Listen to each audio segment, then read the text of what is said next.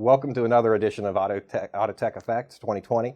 I have with us Bret Scott from Wejo, who has extensive experience not only with some OEMs, but also is a collector of obscure vehicles. That's true. Which is more important than anything.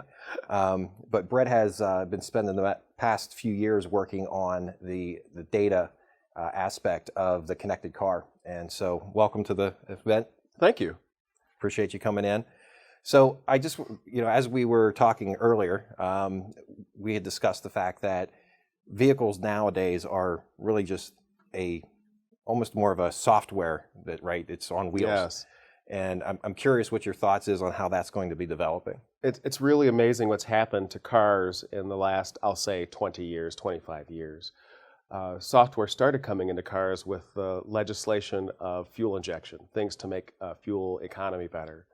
And so a lot of the electronics that you find in cars started picking up in speed around the 80s. There were some electronics in cars before that, but really around the 80s. And since then, most major component in the car has some electrical component attached to it and requires some level of software. And as a result, most car manufacturers are having to rethink how they staff, how they build a car, how they service it over its lifetime, because so much of that car contains software. The typical modern car has 60 to 70 modules on it, each of those having some level of software in it. And for various reasons, just keeping all of that up to date has been a challenge for car companies, and they're all thinking about how to do that.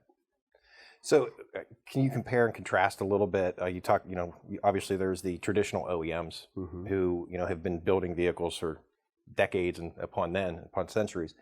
But then you have the newcomers to the market, the Teslas of the world, and apparently with the new announcement here of coming into the market as well. Can you compare and contrast maybe a little bit about the vehicles and the complexity? Is there, is the traditional automaker trying to catch up to the newer automaker? Are they really leading the trend? Sure. So a fun comparison, the first space shuttle had about 400,000 lines of code.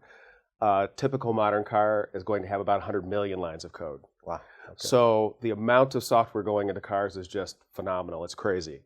And that's not a particularly well-equipped car. That's not even getting into the realm of autonomy. That is a luxury automobile with a few screens and most electronic options. So a traditional car that anybody would buy today.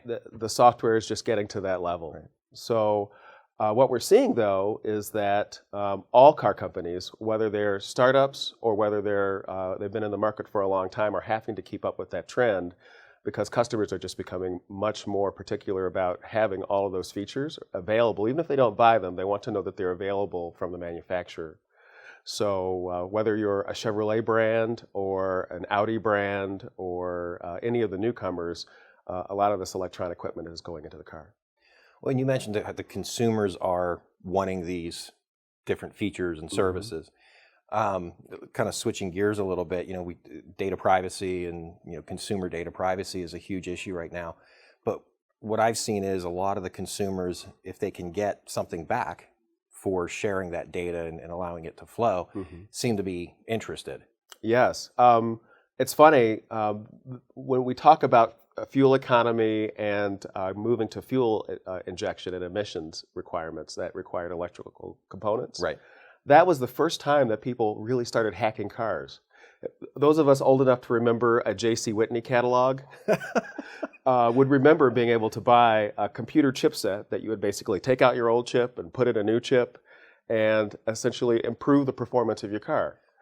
And then over time, people could actually program those chips to do different things than the manufacturer had intended. Right. And that was essentially hacking. And it was entirely possible to brick your car. This term brick means disabling your car because of the software that you put in it. You could brick your car back in the 80s. But because it was your car, the concern wasn't as great. It was always someone modifying their own car. And obviously now with the over-air connections. Exactly. So now we are in a world where people can make those same modifications, or at least there's a fear that people can make those same modifications from outside of the car. So someone might do something to your car that you had not intended to have done. So that's the cybersecurity piece of the story. Now, with the connectivity, there's also the personal information part of the story. The car's generating information. It's going out into the cloud, and people are a little scared of clouds at times, and people are wondering what's happening with their data. But at the same time, we found that if you provide value for that information, that the customer feels value, then it's usually not a problem, and people aren't as concerned about the security of their information so long as they see value for it. Right. If you think about it, your average mobile phone tells you you're 12 minutes from home, or your drive may be 50 minutes longer, and that's because they figured out where home is and they kind of know a little bit about you. And those things make the data feel of value to the end consumer. So, and as the market has started to evolve a little bit here, and I know your work with Wejo, the goal is to make that data available to private parties, other corporations, or even the consumer themselves. Right. How are you dealing with that data security? Working with the OEMs and other people that are providing the data to make sure that the permissions are in place to inform the customer of what's happening. And we've seen some instances where OEMs have written rules around how you accept the data use, and they're not very friendly. Right. And if you read it, you wonder why you would ever agree to these terms and conditions. The mobile phone industry and other industries have already figured out how to make it a little more friendly without it being completely hidden. And so that's kind of what we're helping OEMs do is make those permissions, those acceptances, show what the value is first before getting them to agree, so that there's no question why the information is being taken. So, and is there a difference? I know, obviously, Wejo being a global company, between where they are in Europe versus here in the U.S. and allowing that type of a data exchange to happen, and what are the reasons for that? Yes, it's funny. If you go back in time to when Google, for example, started doing Street View, it's a great example. Right. No one in America had a problem with Street View. In fact, it was kind of funny to see your neighbor in their robe taking out their trash in a Google Street View image. People get a little laugh out of it. In Germany, that did not go over well. In fact, it was shut down. And even today, if you use Street View, or if you can use Street View in Germany, it's actually nowhere near what you have available in the States. So there are there's a different feeling about privacy in different parts of the world. People are more sensitive or less sensitive in different parts of the world. And we essentially follow whatever the norm is for that area. So with the background that you have with the OEMs, I know, I don't remember exactly how far back it was in terms of the data projects that you worked on, but have you seen that the OEMs are more open to sharing this data externally now? It's an interesting wave. I think if you think back to the last couple of years, we've had some really wild stories in the news around misuse of information, or what at least feels like misuse. We had the story about Cambridge Analytica, which was in the news a couple of years ago.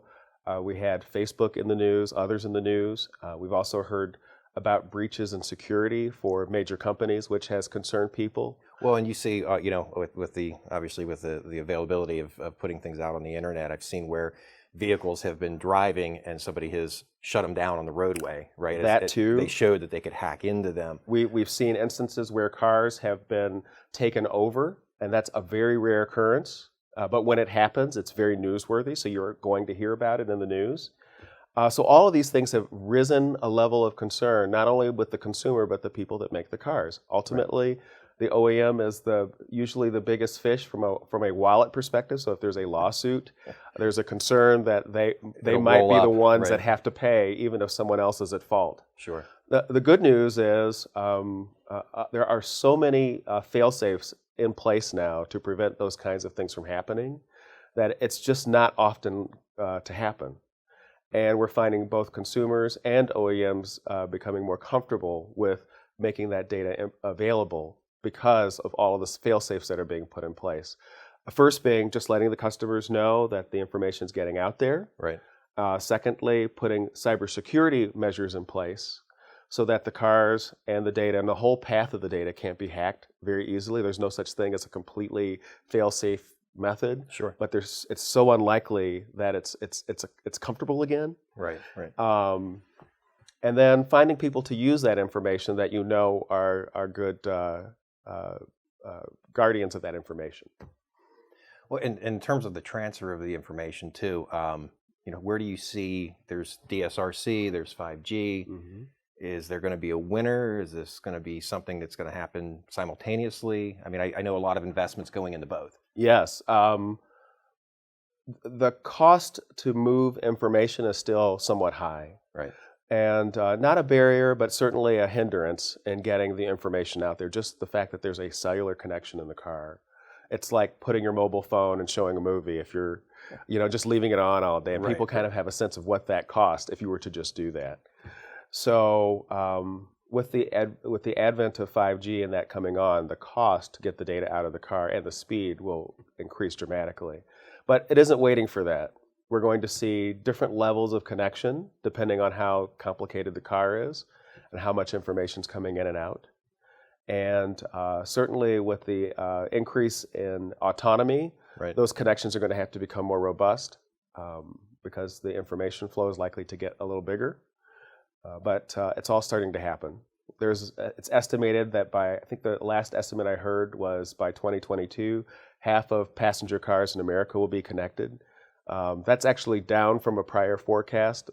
People had assumed that by 2024, 100% of the cars would be connected, but that's a stretch.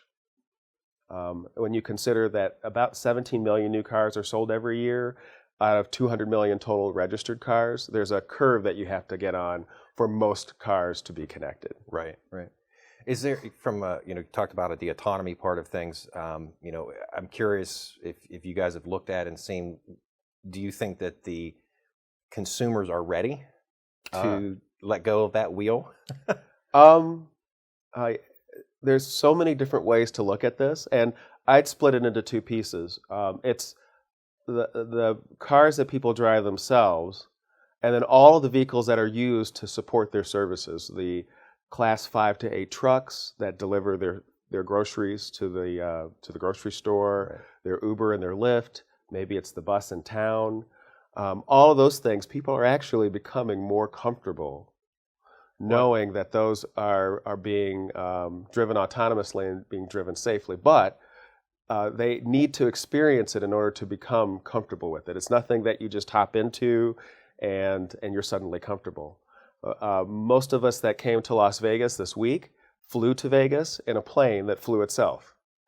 So for most of the journey. So a lot of people are already comfortable with autonomy in certain the perception settings. Isn't there that it flew itself? So because there are two pilots right. Sitting there to take over should something go wrong. Right. But the challenge with cars is there's 125 million cars on the road in America at any given time. Right. So there are a lot more obstacles to learn, a lot more things to just figure out. So it's going to be a long time before autonomy is full steam, at least here in America. But people are starting to get comfortable with the idea. The thing that they're struggling with is not owning a car. Because a lot of people that are inventing autonomous vehicles are thinking of them as shared vehicles. Right. But where I live, where a lot of people live, it's unthinkable that you wouldn't have your own transportation. Well, I think definitely the urban areas exactly is where that, because the cost of owning a vehicle, the parking, everything that is associated. And then it's with a life stage question, because you're probably in a life stage where if you have children and your children are going to classes and everything, it would just be so incredibly expensive to hail a car to take you to all of the things that you do on a daily basis. Or even if you need one in an emergency. Or even if you need one in an emergency. So I suspect that the car ownership will stay there. Some of those cars will have steering wheels, but will drive themselves when you don't want to drive. Like, wouldn't you rather have rush hour pilot? So you can be catching up with your work, with your laptop, and then the car's taking care of the not fun drive. But on the weekends, the steering wheel's there, go out into the countryside, go fishing, hunting, whatever, and don't worry about it. Well, I know some of the projections for the industry too is if I purchase a vehicle and it's autonomous, right? Mm-hmm.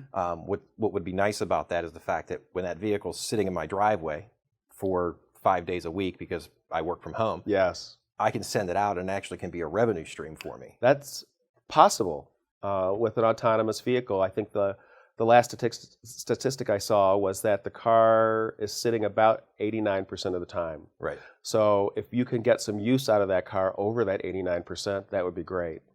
It is a little bit of a challenge in that most people want their cars to stay clean. They want to know what's been in the trunk and in the seats. They don't want, somebody else's cologne smell in the seat.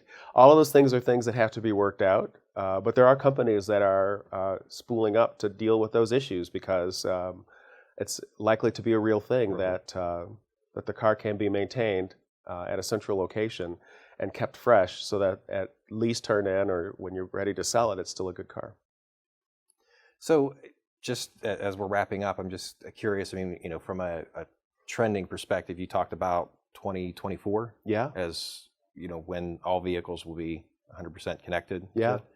Maybe a little later, but a little later. Close enough. So what do you think the next trend will be? So let's say 10 years out.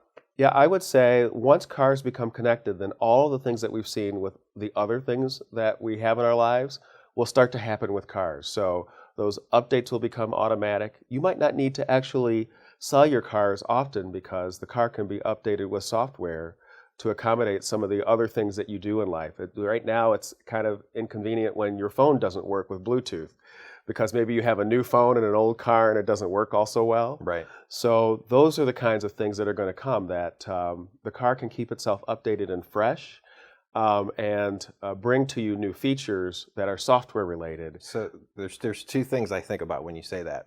One is you think about a computer that becomes outdated because you can no longer update it. Yes. Right. So it's obsolete, just like your cell phones. Right. And then the other piece is I'm thinking that will dramatically affect the auto market because you won't be buying vehicles quite as often. It may be, and this is a guess, it may be that they're sold fewer times. So the typical car lasts about 12 years. And because of mechanical failure and other things, by the way, electric cars will increase the lifespan of a car because there are just fewer mechanical things to break. Right. But the current owner might be able to hang on to that car a little longer because it's actually satisfying their needs a little bit longer. And so we might see fewer sales before the car hits its expiration date because something mechanical broke. So my guess is that those vehicles will be more in value in terms of the purchase price. Could be, because yes, of that. Exactly. And I don't know that we've seen enough statistics on this yet to know what that has done will do to the residual value of vehicles, that they can be kept up to date as a used car. And that's certainly something that when we talk about vehicles getting back to the dealership and receiving maybe large updates or keeping track of all the things that happen to a car over time, all of that software and the connectivity will make possible. Well, Bret, I want to thank you for the time. Thank you. I appreciate you participating here. I hope Vegas was good for you. It was, thanks. You're leaving with your shirt on, so that's I have my shirt on. Yes, yeah. Enough money for an Uber ride. I'm good. Very good. Well, thanks again. We appreciate it. Thank you.